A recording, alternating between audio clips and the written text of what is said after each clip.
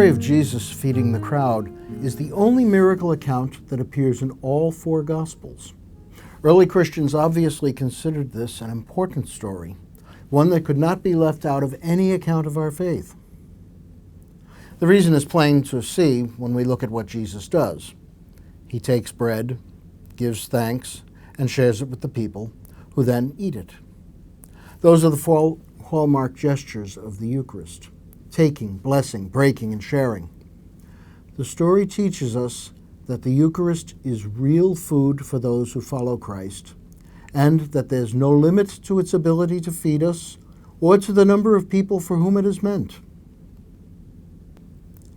Jesus is, of course, the center of the story, but I once saw a children's book that gave a big place to the boy who had the loaves and the fish. In fact, he never actually appears. Andrew talks about him, and that's all.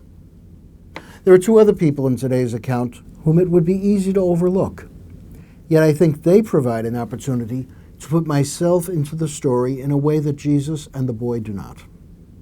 I'm not a miracle worker. I do not often have exactly what is needed, like the boy. Granted, I have needs like the crowd, but I can't identify with a crowd. Philip and Andrew, though, fit me. Philip is in an uncomfortable position. Jesus looks at him and says, in effect, "We have an impossible situation here. What are you going to do about it?" Philip has been a follower of Jesus from the start. He's come to look to Jesus for leadership and for signs of God's power. It must have been a shock then to have the Lord turn to him for a solution, asking, "Where shall we buy bread for these people to eat?" Philip gives the answer most of us would give. Not even with 200 days' wages could we buy loaves enough to give each of them a mouthful.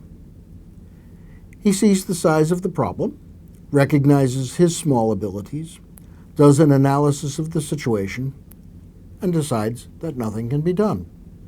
Very smart, very prudent. Philip and I have a lot in common. I, too, try to be smart. I look around at my world and evaluate the problems and situations I see. I hear the Lord saying, "We have an impossible situation here. What are you going to do about it?" I look at my own abilities and weaknesses, count up the number of hours in a day, think it over, and answer as Philip, "No can do." Very smart, very prudent. But there's Andrew to look at as well. Andrew has looked at the same situation. He knows the size of the problem. However, rather than admit defeat, he looks for what can be done. So he comes to Jesus and says, "There's a lad here who has 5 barley loaves and a couple of dried fish. But what good is that for so many?" He knows that nothing much can be done, but he is at least on the lookout, keeping his eyes open for anything that might alleviate the situation. Andrew doesn't offer much, but it is enough for the Lord to work a miracle. He did what little he could, and everyone ate. There are times when I'm like Andrew. There's not much I can do, but I can do something. I can remain sensitive to the world's needs and alert to all that might answer those needs. The Eucharist is the miracle in which Christ takes the work of human hands and presents it to the Father as himself. Our own little bit, our own willingness to search out what we can do, becomes part of that. God is looking for the Andrew in each of us.